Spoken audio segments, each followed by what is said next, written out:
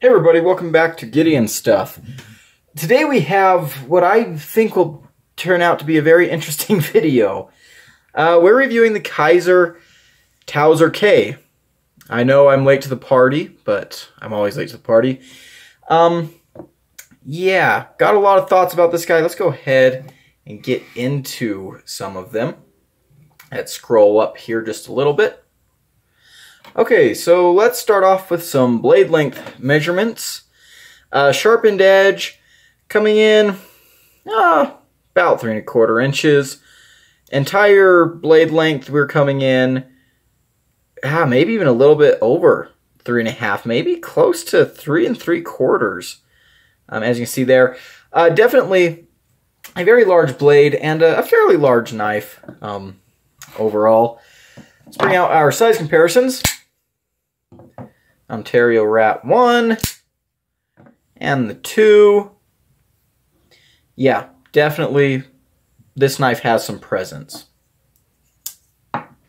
Okay, let's bring out our Civivis, which there they are. There's the Praxis. And there's the Elementum. Good deal. And let's bring out our USA-made comparison knives. The Benchmade Bug Out and the Spyderco PM2. There we go. And one, I don't know, what else should we compare it against? Here, I reviewed this knife recently and unboxed it with this guy. Here's the Kizer Genie. And here's the CJRB Caldera, kind of similar in the fact that it has a very broad sheep's foot blade. Alrighty, what are we looking at for our materials on this very interesting knife? Well, we have a 154 cm blade. Sheep's foot, I'm calling that blade. You might call it a cleaver. These scales are the Serape G10, which I absolutely love. Steel clip, steel liner lock, and we are running on multi-row bearings. Thumb stud opener. Let's go ahead, go to the cutting footage, and then we'll come right back and talk about what I think of this guy. Quick little tangent about the Kizer Towser K. That name was bothering me, right? I was like, what the heck does that even mean? Towser K? Well, I don't know what the K part means, but a Towser apparently is a large, rough person, most commonly abounding with energy. That's at least according to Google. So it's like someone you'd hire to do work on your ranch or something. Or I mean, this is more of a British term. It's more of a word used across the pond. So I'm assuming it's a large man you might hire to work on your farm or drive a lorry or something. I don't know. Someone who works a lot. So yeah, I can see that that name is kind of fitting for this knife. And coyotes are out in force tonight. Yeah, it is kind of a big work style knife. Yeah, don't know what the K means. Maybe it's the Towser Kid. I don't know. Slave labor or child labor. I'm sure that's not what they were going for. China. Okay, back to the video. Actually, another interruption. I'm editing the video, and I realized, yeah, this is the Serape series version. I don't really talk in the review. I mean, I talk about it a lot, but I don't mention, I'm sure a lot of you know, but Serape is like a traditional Mexican blanket, sometimes worn across the body, kind of like a poncho. I see a lot of people use them as couch throws here in northern New Mexico. But yeah, the Serape, very colorful blankets. One of the reasons I wanted to get this is because, being a native New Mexican, yeah, Serapes they're a thing. You see people wearing them. Like I said, most of the time, you go over to someone's house, they've got a couple Serapes thrown over the couch or recliners or something. So, I don't know. Cultural significance, I guess. But They are very, very beautiful scales, and I do love them quite a bit. One interesting thing about the Towser K is that it kind of resembles a folding chef's knife. So here you can see me over at my parents' place helping prepare a salad, cutting this cucumber up. Also, I'm just realizing that I'm wearing the same Blade HQ shirt that you'll see me wearing during the cutting footage, and I was also wearing a Blade HQ shirt in every single time you see me in this video today. I am not sponsored by Blade HQ, I just have a terrible sense of fashion, so please forgive me. As you can see here, the big sheep's foot blade of the Towser K is making short work of this most phallic of fruits. Take a little bite there for myself. Yep, cut that last little piece. There you go. Now pick up all the ones you dropped over the place, you klutz. Yeah, get that last little stem off. Okay, yeah, good for you. Yep, make your little cucumber tower. All right, good job. Good job. And of course, no salad to be complete without some tomatoes. We're finding me here kind of halfway through the job. I guess I forgot to turn on the camera, or I decided to be a normal person and not film myself cutting these fruits. But then I remembered that I'm a YouTuber and I can't do anything without pulling out a camera and documenting the entire experience. So here we are. Welcome to the new age. But yeah, once again, the Towser K is making short work of these fruits. The broad, flat ground blade is really excellent for tasks like this, where you're making kind of precise, but at the same time kind of hard cuts. And here I am just dicing up some lettuce. I'm pretty sure this is not the best way to do this. In fact, making any kind of meal with a folding knife is not the best way to do that. But I'm crazy, and this is how I chose to do things. And there we go, into the salad bowl. And make a big mess. Yep, there it goes everywhere. Good job. Aren't you proud of yourself? Yeah, go ahead and eat that. You need more vegetables. And there's the carnage. Good. Use your shit, guys. So the first place I settled down to do review cutting today, I got 2 knives done, was rudely interrupted by this big-ass camper trailer pulling in there and honking and screaming and brr. So I had to retreat further back in the woods, came out to this spot I know. I'll tell you what, there's too many people in the woods these days. I know I sound like a cranky old man, but I guess I kind of am. I grew up here and stuff, and I feel a little possessive of it. So I see other people running around here and stuff. I'm like, what are you doing? Right? What are you doing? These are my woods. Which they're not, but I don't know. It's a bad way to think, I guess. Came up to this spot here, and there's a Boy Scout troop in here for about a week earlier. And yeah, I've been walking around picking up trash, which I will say, the Boy Scouts are better about not leaving trash than a lot of other people. But they're not perfect. They're not perfect. And, yeah, I'm going to get to that. Glass. I'm going to have to bring a bag over here and get all of this. I'll get that much for now. Tent spike. When I was younger, my cousin and I would sometimes come out after people been camping, or we'd go through where the outfitters used to have the hunter set up, or we'd look for stuff, and we'd find some good stuff, gloves, hatchets, pocket knives, all kinds of cool stuff that just got left behind. I picked up a lot of Jolly Rancher wrappers.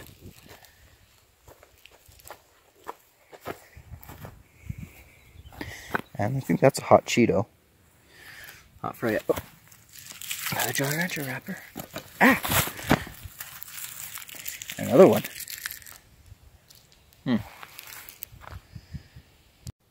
Is that a cupcake?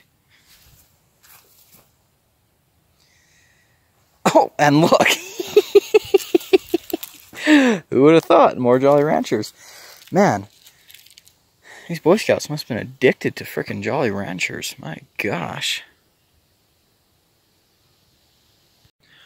Well, here I made an interesting discovery.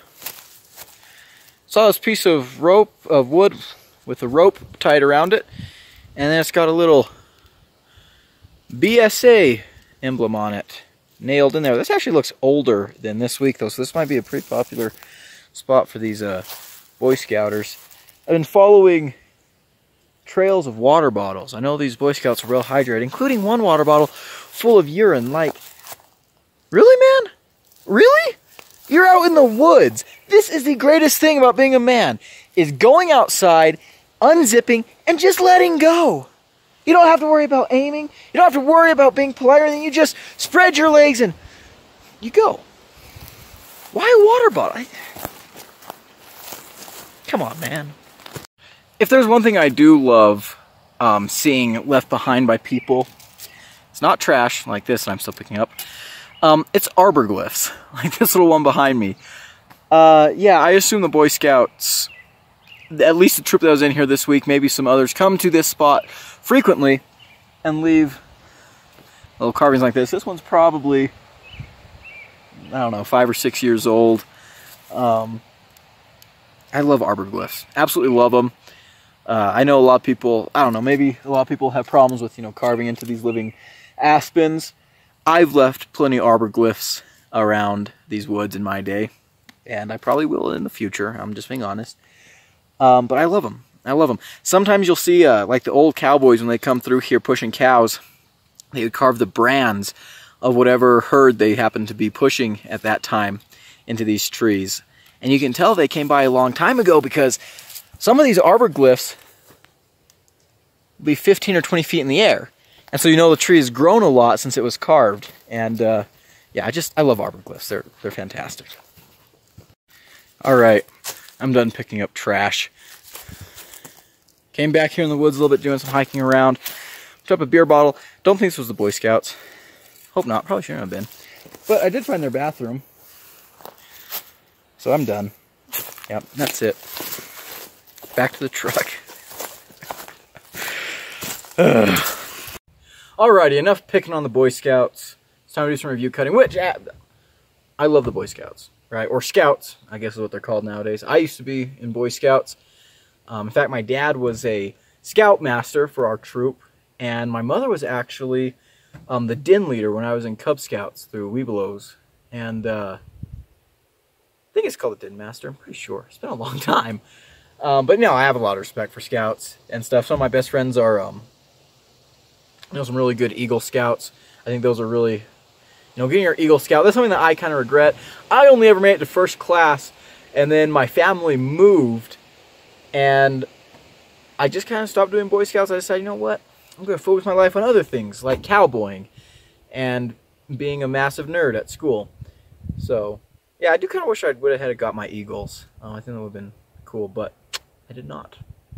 Anyways, enough Boy Scout talk. Let's go ahead. Let's talk about the Kizer Towser K. Of course, this one is the beautiful Serape series. Look at that. Isn't that just sexy? I think so. I love it dearly. Yeah, let's go ahead and jump right into this. Let's start off with the action. Woo! I almost lost my finger there. Did you see that? Yeah.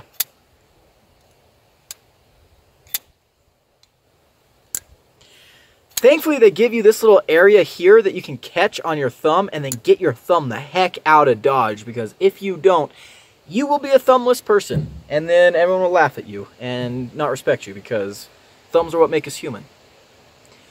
I'm kidding. But yeah, very, very good action. Thumb stud only, but very well-tuned detent. As soon as you touch those thumb stads, I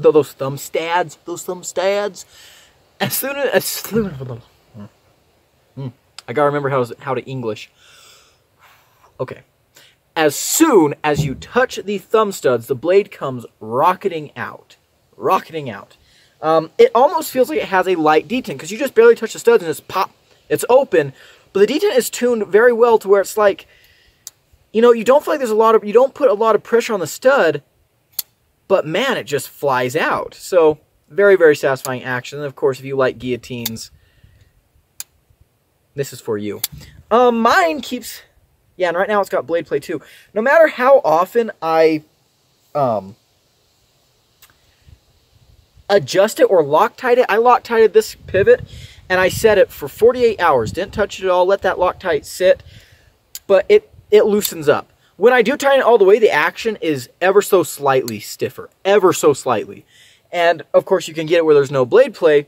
However, I think just the pure concussive reverberations of that blade slamming open and closed, I think that does jiggle the pivot loose. The centering is still fine, but there is quite a bit of blade play. Quite a bit of side to side, and there's not really any up and down right now. Shoo, fly, don't bother me. Yeah, so the action is absolutely phenomenal. Let's talk about the ergonomics. Very, very comfortable. The jimping up here is excellent. I really, really love this jimping. It goes out far enough, and it's got good texture. Very nice. They've got jimping on the bottom of the flipper tab. Not the flipper tab, but they have some jimping down here, which allows you to choke up into this grip here, which is a very nice grip and a grip that I use quite a bit with this knife. Actually, mostly what I've done with this this knife is a lot of food prep where I'm choked back here. But if I'm doing any EDC type stuff, like doing boxing or anything, I've got it like this. The coating has held up decently well. You can see there's some discoloration stuff, but you know, I just clean it and wipe it off and stuff. I do have an issue with the ergonomics though, and it's a pretty big one, honestly. So they gave you all kinds of access to the lock bar, which is fantastic, but I found that in certain grips, when I was like really gripping this knife, I'm not sure you can hear that, I would depress the lock bar. If you squeeze too hard, you depress the lock bar. It's like, okay, well, just don't squeeze as hard. Fair enough. But with a blade this big, I want to choke back and I want to get some long pushes and pulls through cardboard. You know, I want to do some crazy stuff, break down a lot of cardboard, but, you know, it feels a little bit weird. You know, you bear down in it, loosens the lock. So I'm not a fan of that at all. I'm really not a fan. But I guess it is what it is. Oh, let's talk about the carry. It has Kizer's kind of standard clip. It is reversible. Love that. Thank you, Kizer, for thinking about the lefties. And also, you can see here we've got 3 holes, which means you can adjust this clip to be a little less deep carry or a little more deep carry. It's already deep carry right out of the box. But yeah, I guess, if I really want to, I can make it more deep carry. I don't know how that would interfere with the ergos. Maybe I should try that, and I'll get back to you guys on that in the video, but it feels fine. Okay, so let's put it in the pocket. This is a little bit of a big knife, right? It's definitely full size. So you are going to, you're going to know it's there. You're going to kind of feel it, but it disappears really nicely, comes out, goes in, comes out, goes in. Kizer has a good clip. Yeah, the carry is fine. If you're used to carrying knives of this size, you will be just fine. Let's get some good close-ups. Isn't that just a gorgeous knife? I sure think so. That's beautiful. It's really, really beautiful. Okay. Let's go ahead and do some cutting.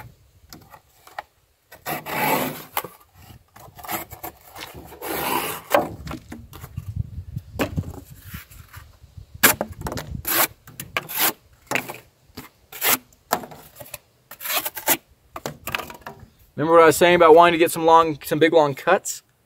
It slices amazing. A big broad blade with a full flat grind. You did see there that last little cut. I did get back in the choil. That was my bad. Let's go ahead and do a couple of other things. Utility cuts. Let's try some of them.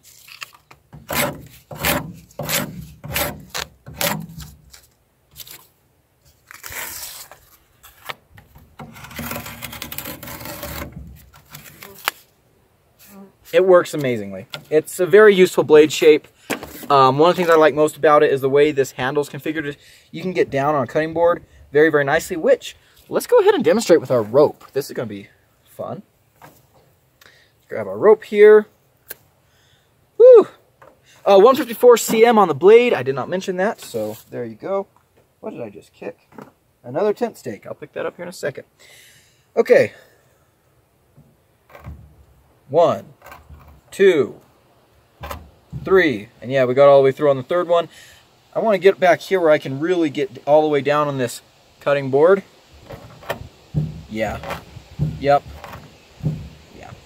Very, very nice. Very nice. A lot of mass behind that blade. Did very, very well. All right. Let's go ahead and do our pool noodle.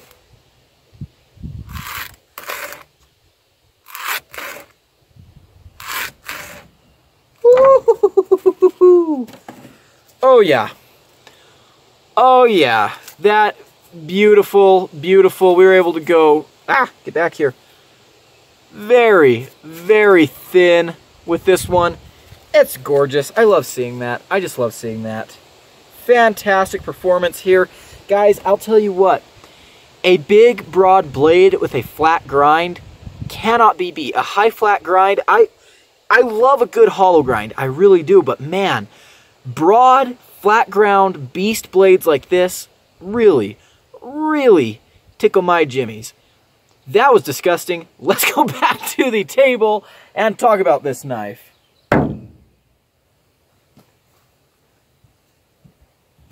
Alrighty. Thoughts on the Kizer Towser K. Focus up here. Let's go ahead and start with the positives. This is a very unique looking knife. You know, in a world where so many things are trying to look similar, this is a very unique design. I like how everything kind of flows. This is an Azo design.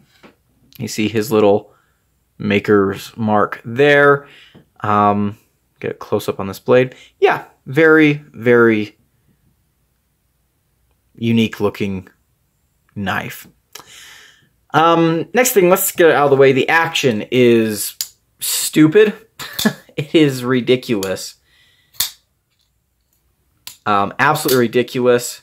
You can adjust it down. In fact, let me go grab my bit. I have returned with the bit driver. Give it a little turn.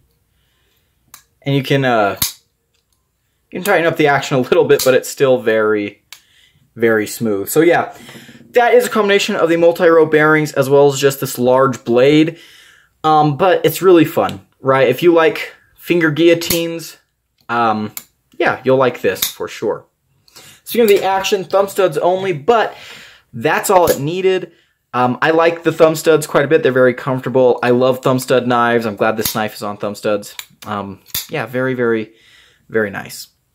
Next up, let's talk about the Ergos. The Ergos are nice too. This knife goes in, kind of fills out your hand very well. Your hand falls into the contours of the handle.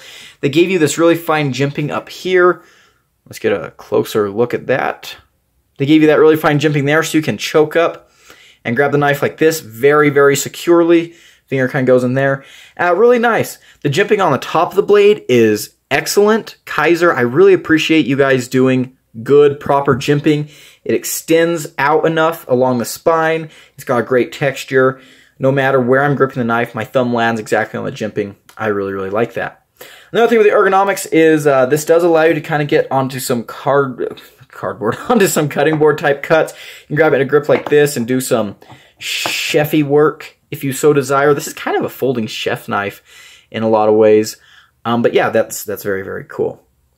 Access to the lock bar is excellent, maybe too excellent. We will talk about that later. Yeah, very good access to the lock bar. Very, very nice. The pocket clip is reversible, and you can adjust it to carry however deep you want. Right now, I left it just the way it comes out of the factory, which is in these two holes. I can move it up and carry this knife even deeper, but I don't really think I want to when I'm carrying this knife. I kind of want some of these colors to show. Was that all off screen? I was looking at the knife instead of the camera. I bet that was off screen. Anyways, the clip is screwed into these two holes. You can move it up and screw it into these two if you want a deeper carry. The clip is kind of the same style as Kizer's normal clip. Is a little bit different. It's got this indentation here, but by and large, it's exactly the same thing, and it works really well. So I like that. And it's reversible, which is fantastic. You know, getting the lefties in on this is always a good thing. I'm a big, big fan of that. Let's talk about the blade itself. Very nice blade, almost a full flat grind, very broad. These kind of blades are excellent for hard or heavy duty EDC. Not like this isn't a hard use knife, but it's a, you know, this blade shape is great for more robust EDC tasks. Like if you're just going to be breaking down a lot of cardboard, this is excellent. A high flat grind like this cuts like nothing else, and it's just a joy to use, and so I really enjoyed that. The sharpening choil is done very, very well. The blade shape itself, again, we already talked about kind of those chef types of cuts, but the tip is down low enough you can get utility cuts very, very well. You've got enough belly that you can get into some slices, and the blade does work very well with the handle. So I really, really enjoy that. Speaking of the handle, this knife comes in a lot of different variations. Obviously, I have the Serape series one here, which is gorgeous. I love these Serape scales. This is one of the most attractive knives in my collection. I gotta say, I love the looks of the scales. And since we're talking about the Serape series, this knife does come with a little pouch that is very, very nice. Do wish it opened up a little bit more, but I'm not going to complain. They give you a nice little card. Yes. And then on the inside, do I still have the stuff in here? I thought I did. I might have taken it out. No, I still got it in here. They give you a little bead, extra hardware, which is fantastic. I love that Kizer is providing extra hardware. They give you a lanyard bead. And this little fob thing that says Rule 9. I did not know what that was. Apparently it comes from the show NCIS. A character named Gibbs says it. Rule number 9 is always carry a knife. Amen, brother. Can I get a hallelujah from the audience? Thank you, guys. Yeah, I completely agree with that sentiment. Always carry a knife. It's just good for business. Good for keeping you prepared for anything. So yeah, maybe we're going to have to watch that show. Seems like this Gibbs guy and I have a lot in common. But yeah, very, very pretty scales. They do give you a whole lot of stuff when you get the Serape series. They are a little more expensive, but we'll talk about that later. They also give you one of the Kizer cleaning cloths that the Kizer logo on the bottom is embellished in the Serape colors. I think I threw mine away, though, like an idiot when I threw away the rest of the Kizer propaganda they send you, so whoopsies. But yeah, very, very cool. It does definitely feel very special when you get one of these knives. So I do like that. All right, let's go ahead and move into some negatives. Number one, I kind of wish this lanyard hole wasn't here. I don't really like the lanyard hole. I know that they want to include a lanyard hole, especially with this model, so you can use your Serape lanyard bead. But I wish they'd done a backspacer. A Serape backspacer would have been really cool with the inset lanyard pin. I always think that's the way to go, right? That's always the way to go. So that's great. My next problem with this knife, because the blade is so heavy, when it flicks out and when it goes closed, it slams. Like, it really, really slams. And I've been having trouble keeping this knife from having blade play. Right now, there's no side-to-side blade play. Okay, maybe a hair, but yeah, other than that, there's no blade play. I adjusted it earlier when we were doing, messing with stuff. I have Loctited this so many times. You see all the blue on that pivot? Yeah, I've Loctited this so many times. I let it sit for 48 hours without touching it after I Loctited it one time, thinking that would solve the issue. Carried it for a day. At the end of the day, I had blade play out the wazoo. So I'm not a fan of that, right? I really don't like blade play. But I guess, you know, it's not that big of an issue. Just keep adjusting it. What is a big issue to me, however, and this is something that really kind of killed this knife for me. I have not been carrying this knife as much as I thought I would. This lock bar is easy to... I mean, look, there's like no tension on there. I just barely touch it and it's out of the way. When I was squeezing on this knife, going through cardboard and stuff,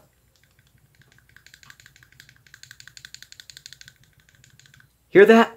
The blade started jiggling because my finger would depress the lock bar. And it's not like it's squeezing it this way, really. It's squeezing it kind of it's putting pressure down here, and it's moving the lock bar out of the way. And on one occasion, I pulled this knife out. I was doing a cut through cardboard where I went kind of wavy, and the knife didn't really disengage, but it kind of did like a little bounce and back out, which I do not like. Not at all. That, to me, is a big issue. And I don't think it's just confined to this model. I remember when these were first coming out, a lot of people were noticing that if you spine whacked it, the lock would fail. Mine does not fail when I spine whack it. At least it hasn't the last time I did it. Yeah. But I do get that wiggle when I'm using the knife. The lock bar tension feels just incredibly weak. Incredibly weak. And yeah, if I'm grasping the knife like this, in this position choked up here, it's not bad, right? I don't squeeze that lock bar. My finger gets, excuse me, out of the way. But if I'm back here, and if you're going to be breaking down cardboard, you're going to be choked back here. You want as much leverage as you can get. And yeah, it was driving me absolutely bananas. I could not stand it. And it stopped me from carrying this knife. Wow, that was weird. Didn't want to close all of a sudden.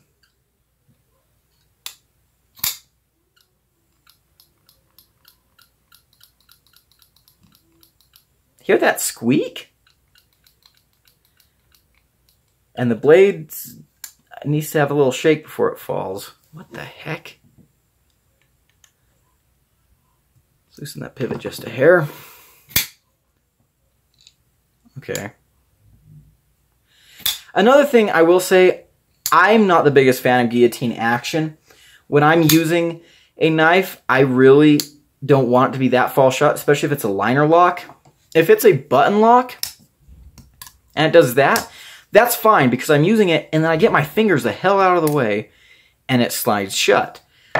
On a knife like this, if I'm in the middle of using it, I pull out for an EDC task, and I'm using it, and I go to close it, and my fingers are still in the way and the blade's coming down, I don't like that. I'm not really including that in the negatives because I know a lot of people do love that guillotine drop shut action. And it is fun to play with. When I'm just sitting on the couch watching TV or something, it is fun to play with this knife, right? However, I don't like guillotine action for use. So I'm just going to throw that out there, right? It's not a huge deal or anything. Okay, so those are kind of my complaints. Let's go ahead and go to my final conclusions. The Towser K is a pretty expensive knife for what it is, right, in kind of the budget category. The base models go for about $70. This one here is about $100. I got it for less on sale. And I'm glad. If I had spent $100 on this knife, I would be very upset. Very upset. I'm kind of upset right now, to be honest with you. But we'll get to that here in a little bit. What do I think about the design itself? I think the design is really good. I think there's definitely a place for folding knives like this. I love the design. I love how the handle and the blade complement each other so well. I do love the Serape scales. I will say this is still one of the most attractive knives in my collection. They have a lot of good details here, like the jimping under here. You know, this is definitely a knife that wants to be used. I kind of think it'd be cool if Kizer made one of their flipper tab removable versions of this. I think, you know, especially since this is such a drop showy knife, they do give you this area here that catches your thumb when you're closing it. I should have thrown that into the good. That is good, but I think a flipper version of this knife would be kind of cool. They've got kind of a spot for it already. And several times when I was pulling this knife out when I was using it, I went for a flipper tab, even though I knew there wasn't one. And I love thumb stud only knives, so I don't know why I kept trying to go for a flipper tab, but that's a tangent. The design of this knife is really cool, really good. I love the Serape series. I think the idea behind this knife is very cool. However, I gotta say, I don't think the execution was right. Another thing that I think is interesting is you see back here where they did like the Kizer does their, you know, they mill out the back of the blade so it's lighter or heavier towards the front and drop shut better. That's just asking for all kinds of dust and grime to get in there. And I did have that happen on a couple occasions, just bounced around in my pocket, so I just took the knife apart and cleaned it up. Again, not a huge deal, but I do kind of wish that this knife was maybe a little more solid in the pivot area. That would make me want to, feel more comfortable pushing it through some harder tasks. Anyways, those are kind of nitpicks. The squeezing the handle and unlocking it is an issue, right? And the issues I've heard from other people about how the lock just fails on pressure to the spine, those are issues. Those are very, very serious issues. And they shouldn't have happened. And this is, I mean, gosh, this knife came out, what, like a year and a half ago? I'm very late to the party. This knife has had plenty of time for Kizer to make those changes, those QC fixes. And, I guess maybe they haven't. Maybe they fixed the lock failure thing, because obviously this one does not do that. But I don't know, that squeezing the lock bar thing really bugs me. Recently, I watched Nick Shabazz's video entitled "Excellence is Now the Lowest Bar," or something like that. And as I was watching that video, I found myself nodding and saying, yeah, Nick is finally putting into words something that's been bouncing around in my head for a while, but I haven't quite been able to put my finger on it. And it's the fact that, yeah, the middle bar, the lowest bar is excellence. We are being flooded with so many knives right now from every brand that it's really hard to keep up. I am very judicial about the knives that I review on the channel, right? I don't review as much knives as a lot of other reviewers. The knives that I review on my channel, I either have to buy, or they're sent in by viewers, or I borrow them from friends I know. Or I am technically in a couple of pass-around groups, but I've been so busy the last couple of months with school and work and everything that I haven't even put myself on the list to have any products sent to me, because I know I won't have enough time to look at them before I have to send them away. So when I do take a look at a knife, especially if it's one that I'm going to go out and buy, I'm very, very picky. I want to get something really good. I want to buy things that I think are interesting, that I think will benefit me in my collection if I want to keep them, or things I just want to experience before I pass on to someone else, sell them, trade them, give them away, whatever. This knife, when it first came out, I was very, very excited about it. I heard great things about it. So many fantastic things, but, I didn't have money to spend on knives when they first came out. And then when I did have money to spend on knives, I wanted to get the blue scaled version, but they were all sold out for a long time. And then they came out with the Serape version. I was like, okay, I'm just going to wait till I can get that one. Waited a long, long time, saw it on sale about a month back, and I decided to buy it. And right now I'm thinking, why did I... What was it about this knife that was attractive to me? Honestly, I think the Serape scales were a big part of it. But even before the Serape series was announced, this was a knife that was on my list. And I think a lot of it was hype, right? A lot of it was a hype I was hearing from the community. Oh, this knife is amazing, this, that, and the other. And I got that stuck in my head. And so I just always want to check out this knife. I haven't reviewed a whole lot of Kizers. Kizer releases a ton of models, and I can't keep up with all of them. And frankly, I don't want to, because a lot of them look very similar. I will say Kizer is not as bad as Civivi with releasing knives that look like, inbred siblings, but they do still have a little bit of that problem. The lowest bar is excellence, right? And something Nick Shabazz said in that video that kind of stuck out to me, I'm paraphrasing here, was if your knife isn't bringing something new to the table, don't bother making it. Something along the lines of that. And that's very harsh, right? But it's true. This is a fantastic design. This is a great design. But I think it needed to go through some revisions before they decided to just start releasing them. That lock bar issue, I cannot be the only person having that issue where if you squeeze it, you start to depress the lock bar. I can't be the only person having that issue. And I know a lot of people have the issue where, the blade just closes when you smack it on stuff. Ouch, my finger. But that issue hasn't been caught yet, right? And so, honestly, my feeling is that this knife should have gone through some iterations before it was released. They should have... I don't think this knife was ready to be released. And I think we're seeing that a lot in the community, right? We're just being flooded with knives, and we really don't know what to do about it. I mean, gosh dang, it is crazy for me right now going on Instagram or things, which I'm not on Instagram very much anymore. But I go and I look at stuff. I go to the coming soon or the new arrival pages on, you know, all my favorite retailers. And there's so much stuff coming out. It's just, you know, like I'm going into shock, right? I'm having a seizure. I'm having all these new knives thrown at me, and I don't know what to do with it. But then, I calm down. I start to kind of sift through the data that's been forced upon my mind, and I start to realize a lot of this stuff is just really, really boring. Right? A lot of this stuff is really boring. There are some gems. The CJRB Pyrite, I think this is a knife that is definitely fantastic. Right? This is an amazing knife that has come out. I think it's doing something very, very good. Someone asked me a while ago, someone in real life, not my internet persona or anything, but a friend of mine, they asked me, what's the best knife? And, you know, when people find out you're a knife guy, you know, they come to you with all kinds of questions like this. And normally when people ask me that, I say, well, that's, you know, that's a question that can't really be answered. The best knife for what? The best knife for who? The best knife from what company? You know, this, that, and the other. There's all kinds of qualifiers. But as I was thinking about this question more, I realized that I think the best knives have been made.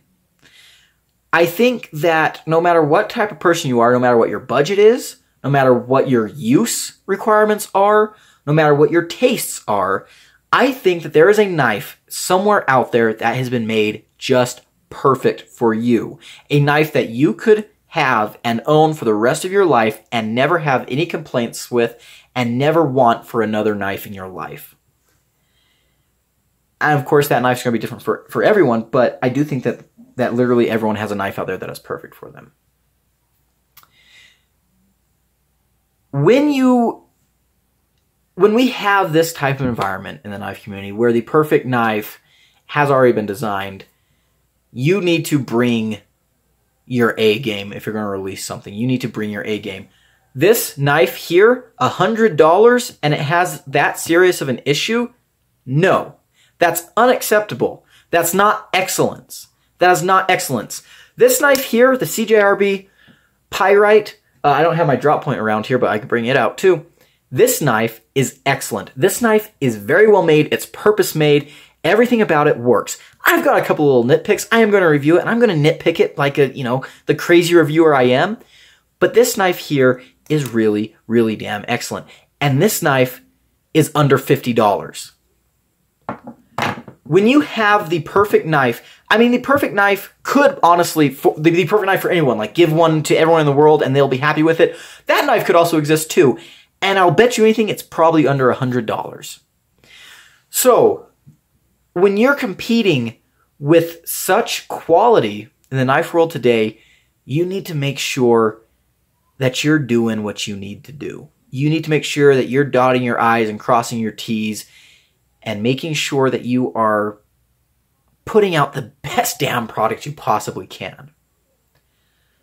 This is a knife I was very excited for, and this is a knife that honestly has let me down. This is a knife that I do not see myself carrying very often in the future. I think I'm going to keep it around. I do like the Serape scales again. I really, really like them. If you guys can't tell, I really like them. But yeah, I feel very disappointed in this knife. And yeah, that's not great. So I hope this video wasn't too depressing. If you guys have Towser Ks that you love dearly, I am so happy for you. I hope that yours are better than mine. It is a fantastic design. I just wish it was executed better. I do recommend this knife. From my experience, I say no. There's other knives that are better that cost less. So, yeah, kind of a downer, guys. I'm sorry about that. But if you enjoyed the video, leave it a like, comment below, and subscribe. I've been Gideon, and I'll see you in the next one. Adios.